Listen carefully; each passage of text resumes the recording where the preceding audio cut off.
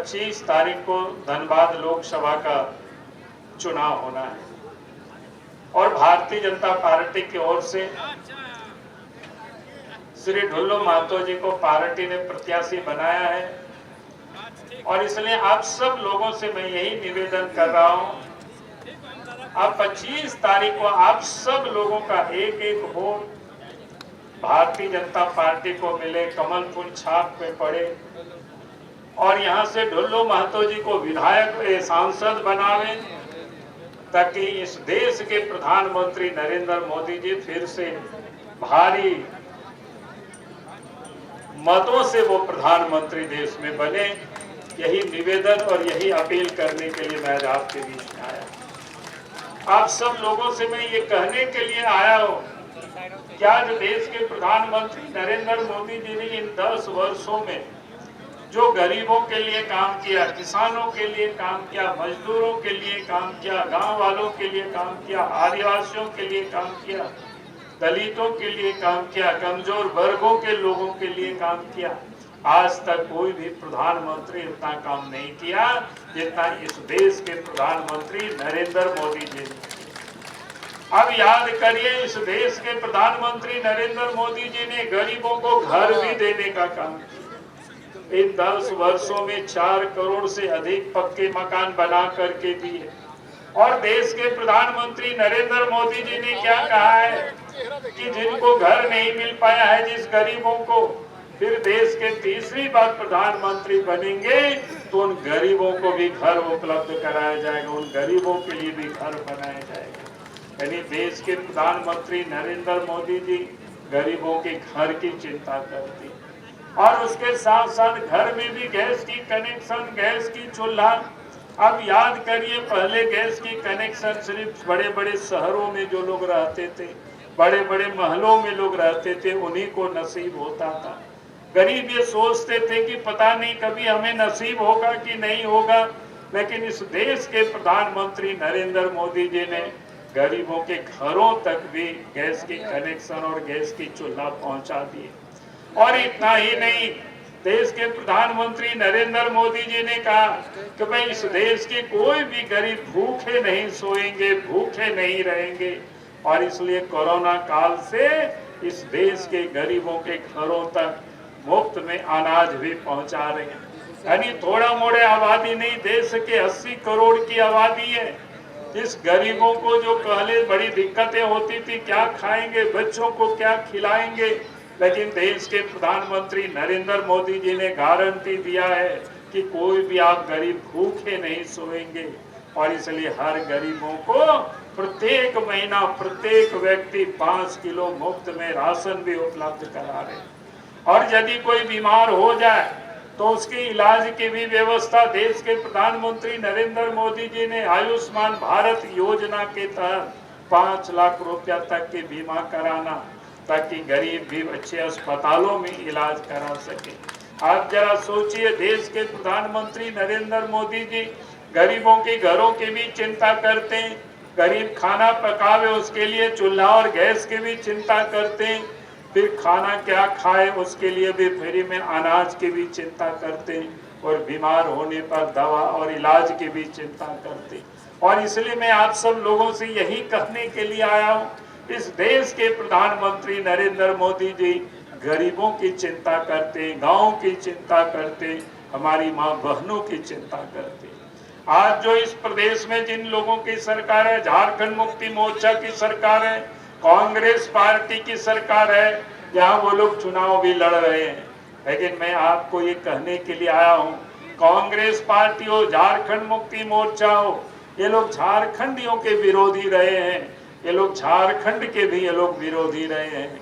और इसलिए मैं आज आप सब लोगों से यही कहने के लिए आया हूँ, जो लोग झारखंडियों के विरोधी रहे हैं, जो लोग झारखंड के विरोधी रहे हैं, आप जरा याद करो, झारखंड राज्य की लड़ाई आज से नहीं, जब देश आजाद हुआ था उसी समय से चल रहा था। कांग्रेस पार्टी ने इस देश में 55 वर्षों तक राज किया। कांग्रेस चाहती तो झारखंड राज्य कब के अलग हो गया होता, लेकिन कांग्रेस झारखंड को अलग करना नहीं चाहती थी, यहाँ के लोगों की भावनाओं का सम्मान करना नहीं चाहती थी। और इसलिए उन्होंने झारखंड अलग राज्य नहीं बनाया, बल्कि झारखंड अलग राज्य को लड़ने वाले लोगों को खरीदने का काम किया। पहले जयपाल सिंह को अपने साथ मिलाया, फिर शिबू सोरेन को पैसा दे करके रखा, और जब शिबू सोरेन पकड़ाए तो तिहाड़ जेल उनको जाना पड़ा। और इसीलिए मैं कहता हूँ कि ये लोग झारखंड के विरोधी हैं, ये लोग झारखंडियों के विरोधी है। अगर ये लोग झारखंडियों के हितैषी होते तो आजाद भारत में देश स्वतंत्र होते ही और राज्यों की तरह झारखंड भी बन गया होता, लेकिन इन लोगों ने अलग राज्य नहीं बनाया। भारतीय जनता पार्टी ने कहा था कि हमारी सरकार केंद्र में बनेगी तो हम अलग झारखंड राज्य बनाएंगे। अब याद करिए 1998 में बीजेपी की सरकार बनी, 1999 में सरकार बनी, अटल बिहारी वाजपेयी जी देश के प्रधानमंत्री बने और 15 नवंबर 2000 को अलग झारखंड राज्य बन गया। और इसलिए मैं आप सब लोगों से यही कहने के लिए आया हूँ कि भारतीय जनता पार्टी के नेताओं ने इस राज्य की जनता की भावनाओं का सम्मान किया, इस राज्य के लोगों की भावनाओं को माना, आदर दिया। और इसलिए मैं कहता हूँ कि इस राज्य का अगर आज निर्माण हुआ है तो भारतीय जनता पार्टी के कारण हुआ है, अटल बिहारी वाजपेयी जी के कारण हुआ है। और इसीलिए मैं आप सब लोगों से यही कहने के लिए आया हूँ, जो अलग झारखंड राज्य बनाए हैं, हमें उस पार्टी को साथ देना है, हमें उस पार्टी को वोट देना है। हम यही निवेदन करने के लिए, यही अपील करने के लिए आया हूँ। झारखंड में ये झारखंड मुक्ति मोर्चा है, कांग्रेस पार्टी है, ये सारे के सारे लोग विकास के भी विरोधी रहे हैं। इन लोगों के राज्य में कोई विकास नहीं हुआ था। आप सब याद करिए, जो भी हमारे उम्र के लोग होंगे उनको पता होगा कि झारखंड राज्य बनने के पहले, बीजेपी की सरकार बनने के पहले, जब इस राज्य की गांव की हालत क्या था। हम गांव से आने जाने, हाट बाजार लोग जाते थे, कोर्ट कचहरी लोग जाते थे, मेला देखने लोग जाते थे। कोई व्यक्ति बीमार हो जाए तो अस्पताल तक भी लोग जाते थे, तो कोसों दूर पैदल चलना पड़ता था। गांव तक सड़कें नहीं हुआ करता था, नदी नाला में पुल पुलिया नहीं हुआ करता था। बरसात के दिनों में गांव के गांव टापू की तरह कट जाता था। क्या स्थिति थी आप जरा कल्पना करो। किसी ने, कांग्रेस पार्टी ने आखिर क्यों नहीं बनाया? उनको गांव की शुद्धि क्यों नहीं आई? क्योंकि वो चाहते नहीं थे गांव भी विकास करे, वो चाहते नहीं थे विकास की रोशनी गांव तक पहुंचे। और इसीलिए कांग्रेस पार्टी को वोट मांगने का भी कोई हक नहीं बनता है। भारतीय जनता पार्टी की सरकार केंद्र में बनी, पहले 6 साल अटल बिहारी वाजपेयी जी के नेतृत्व में, अभी 10 वर्षों से नरेंद्र मोदी जी के नेतृत्व में सरकार बनी। अब गांव तक सड़कें भी पहुंच गया, नदी नाला में पुल पुलिया भी बन गया। अब गांव के लोग भी अब मेला देखने, हाट बाजार, कोर्ट कचहरी, अब गाड़ी से लोग जाया करते। कोई व्यक्ति बीमार हो जाए तो गाड़ी से अस्पताल तक लोग पहुंचाते हैं, या अस्पताल से डॉक्टर भी गांव तक पहुंच सकता है। अगर इस सुविधा को किसी ने उपलब्ध कराई तो भारतीय जनता पार्टी की सरकार ने कराई, नरेंद्र मोदी जी ने कराए। इसलिए मैं आप सब लोगों से यही कहने के लिए आया हूँ, विकास का अगर कोई काम करता है तो इस देश में भारतीय जनता पार्टी की सरकार, प्रदेश में भारतीय जनता पार्टी की सरकार। अब पहले याद करिए, गांव घर में हम लोग हाट बाजार से डिबरी खरीद करके लाते थे, लालटेन खरीद करके लाते थे, और क्या होता था उस समय? करासन तेल के लिए झगड़ा होता था। कितना दिक्कतें थी इस प्रदेश की। लेकिन आज आप देखिए, देश के प्रधानमंत्री नरेंद्र मोदी जी ने गांवों तक बिजली पहुंचा दिया, घरों तक बिजली पहुंचा दिया। अब लोग लालटेन खरीदना बंद कर दिए, अब डिबरी खरीदना लोग बंद कर दिया। अब इस देश के प्रधानमंत्री नरेंद्र मोदी जी ने गांव के घरों तक प्रकाश भी पहुंचा दिया, उजाला भी पहुंचा दिया। और इसलिए मैं लोगों से यही कहता हूं कि कांग्रेस पार्टी है, झारखंड मुक्ति मोर्चा है, ये सारे के सारे लोग, ये लोग विकास के विरोधी रहे हैं। इन लोगों को कोई विकास से कोई मतलब नहीं था, झारखंड वासियों के विकास से कोई मतलब नहीं था। इसलिए मैं आप सब लोगों से यही कहने के लिए आया हूँ, ये सारे लोग विकास के विरोधी रहे हैं। इन लोगों को हमें वोट नहीं देना है, इन लोगों को चोट करना है। हम यही कहने के लिए मैं आज आपके बीच में आया हूँ। आज आप देखते होंगे इस राज्य के 2-2 मंत्री जेल में हैं, कई एक ऑफिसर जेल में बंद है। कांग्रेस वाले कहते हैं, जेएमएम वाले कहते हैं कि हेमंत सोरेन को फंसा दिया, आलमगीर आलम को फंसा दिया, लेकिन वास्तविकता क्या है कि इन लोगों ने चोरी किया है, इन लोगों ने चोरी करवाया है। झारखंड की नदी नाला से बालू कोई लोगों ने चोरी करवाया है, झारखंड की पहाड़ों से पत्थर कोई लोगों ने चोरी करवाया है, झारखंड के अल्स कोयला क्षेत्र से कोयला कोई लोगों ने चोरी करवाया है। यहाँ तक कि सरकार की जो जमीनें थी उसका भी फर्जी कागजात बनवा करके उसको भी वो लोगों ने बेचा है। और यहाँ तक कि आर्मी के मिलिट्री सेना की जमीन तक को भी लोगों ने नहीं छोड़ा है। अगर जो व्यक्ति इतना चोरी करे तब फिर उनके लिए जगह तो वहीं होगी, होटवार जेल में होगी। आज इस कारण से वो लोग जेल में बंद है। अब याद करिए, पहले ईडी वालों ने छापा मारा था एक आईएएस ऑफिसर के ठिकानों पर, पूजा सिंघल के ठिकानों पर, तो 20 करोड़ रुपया लगभग मिल गया, करोड़ों के पहाड़ मिल गया, मशीन से थक गया था गिनते गिनते। और दूसरा आपने देखा कांग्रेस पार्टी के एमपी के ठिकानों से 350 करोड़ रुपया नगद मिला और वो नोटों का पहाड़ बन गया था। और अभी अभी इस प्रदेश के जो एक मंत्री थे, ग्रामीण विकास मंत्री थे, वो हेमंत के बाद, चंपा के बाद उन्हीं का आस्थाना आता था, आलमगीर आलम, उनके ठिकानों पर ईडी वालों ने छापा मारा तो उनके निजी सचिव, उनके नौकर के घर से 35 करोड़ रुपया निकला। अब बताओ ये पैसा किसका था? जो इन लोगों ने कोयला बेचा था, इन लोगों ने पत्थर चोरी करवाया था, इन लोगों ने बालू चोरी करवाया था, इन लोगों ने मनरेगा में कमीशन लिया था, उस पैसे को इकट्ठा किया था। और इसलिए मैं आप सब लोगों से यही कहने के लिए आया हूँ, ये लोग काम नहीं करते, कमाने में लोग लगे हुए, चोरी करने में लोग लगे हुए, तो इन लोगों की जगह तो वहीं पर होगी, होटवार में ही होगा। और इसलिए मैं आपको एक उदाहरण और बताना चाहूंगा। आजकल कल्पना से हेमंत सोरेन की पत्नी भी घूम रही है, वो कहता है कि कसूर बता दो हेमंत सोरेन का क्या है। मैं तो कहता हूँ एक कसूर है, कसूर तो अनेक है, लेकिन मैं एक कसूर बताता हूँ। आप सब लोग आए तो उनसे पूछना कि उनके पति ने क्या किया था।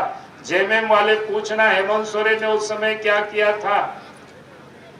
भारतीय जनता पार्टी के एक विधायक थे, सीनियर विधायक, विधानसभा में अध्यक्ष भी थे और साथ ही झारखंड सरकार में मंत्री भी रहे हैं, वरिष्ठ विधायक थे। विधानसभा में खड़े होकर के मुख्यमंत्री के सामने उन्होंने रांची के डीसी के बारे में कहा, बंदूक की लाइसेंस बनाने में 5 लाख से 3 लाख से 5 लाख रुपया लेते हैं और वो आरोप लगाया था, लेकिन उस पर कोई कार्रवाई हेमंत सोरेन जी ने नहीं किया। अगर उस दिन हेमंत सोरेन कार्रवाई किए होते तो शायद आज उनको जेल नहीं जाना पड़ता। हम तो लोगों से कहते, अगर हम वहाँ मुख्यमंत्री होते तो उसी दिन हम अफसरों को बुला लेते, चीफ सेक्रेटरी को बुलाते, डीजी पुलिस को बुलाते, होम सेक्रेटरी को बुलाते और उसी दिन जांच करके शाम होते होते डीसी को हम बर्खास्त करके जेल भेज देते। लेकिन उन्होंने उसकी सुरक्षा करने की काम किया और आज इसी कारण से वो डीसी भी जेल में बंद है, आज उसी कारण से हेमंत सोरेन भी जेल में बंद है। और इसके बाद भी ये लोग कहते हैं कि क्या कसूर है हेमंत सोरेन की, क्या कसूर है डीसी की, क्या कसूर है आलमगीर आलम की। भाई कसूर तो इतनी कसूर है इन लोगों की, यहाँ गिनाना भी मुश्किल है। और इसीलिए मैं आप सब लोगों से यही कहने के लिए आया हूँ, ये लोग सिर्फ पैसा कमाते हैं, ये लोग परिवार के लिए राजनीति करते हैं, पैसे के लिए राजनीति करते हैं। ये लोग कहते हैं कि भाई लोकतंत्र को समाप्त करेंगे, संविधान को बदल देंगे, रिजर्वेशन को खत्म करेंगे। ये सब दोष प्रचार कर रहे हैं, क्योंकि चुनाव में वो लोग हार चुके हैं, जनता उन लोगों को समझ चुकी है।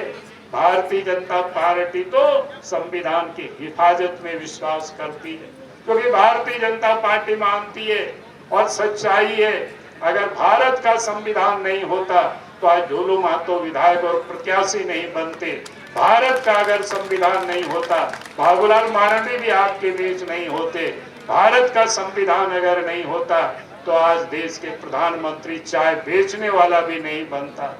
और इसीलिए भारतीय जनता पार्टी के एक एक कार्यकर्ता भारत की बाबा साहब भीमराव अंबेडकर की उस संविधान की हिफाजत करना जानती है। और रिजर्वेशन भी चाहे गरीब आदिवासी हो, चाहे दलित हो, चाहे ओबीसी हो, क्यों किसी का हिम्मत नहीं है उनकी रिजर्वेशन को समाप्त करेंगे। बल्कि कांग्रेस पार्टी तो क्या चाहते, आंध्र प्रदेश में हो, कर्नाटक में हो, उन्होंने तेलंगाना में उन्होंने क्या किया है कि जो रिजर्वेशन आदिवासियों को मिलता है, जो रिजर्वेशन दलितों को मिलता है, जो रिजर्वेशन ओबीसी को मिलता है, उस रिजर्वेशन को काट करके किसको दिया, धार्मिक आधार पर मुसलमानों को दिया। और इसीलिए भारतीय जनता पार्टी कहती है, भारत के संविधान में बाबा साहब भीमराव अंबेडकर जी ने कहा था कि भारत में धर्म के आधार पर कोई रिजर्वेशन नहीं होगी। और इसीलिए आज जो इस देश में कांग्रेस वाले छटपटा रहे हैं, और इसलिए आप सभी भाई और बहनों से हम यही निवेदन करेंगे, हम यही अपील करेंगे कि आप सब लोगों से मेरा यही निवेदन है कि उनके दुष्प्रचार में नहीं जाना है। उन लोगों की कलाई खोल चुकी है, नोटों की पहाड़ जनता देख चुकी है, अब उनसे लोग विश्वास नहीं है। बल्कि आज जो यहाँ 5वां चरण का 3 लोकसभा क्षेत्र में चुनाव हो रहा है, वहाँ की जो जानकारी मिल रही है, वन साइडेड जिसको कह सकते हैं, बीजेपी कमल निशान पर ही लोग मुहर लगा रहे, बटन दबा रहे। आने वाले 25 तारीख भी वैसा ही आप लोग यहाँ भी बटन दबाएंगे कमल निशान पर। कहीं मैं कहने के लिए आया था।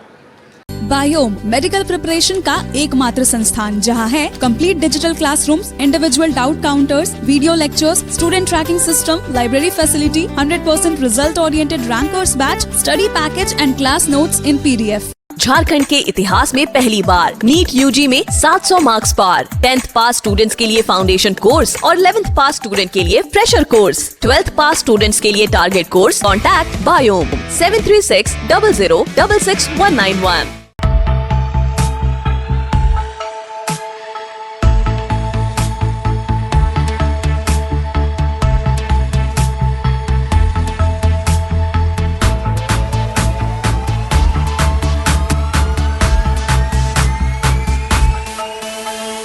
thefollowup.in. Like, share, and subscribe. www.thefollowup.in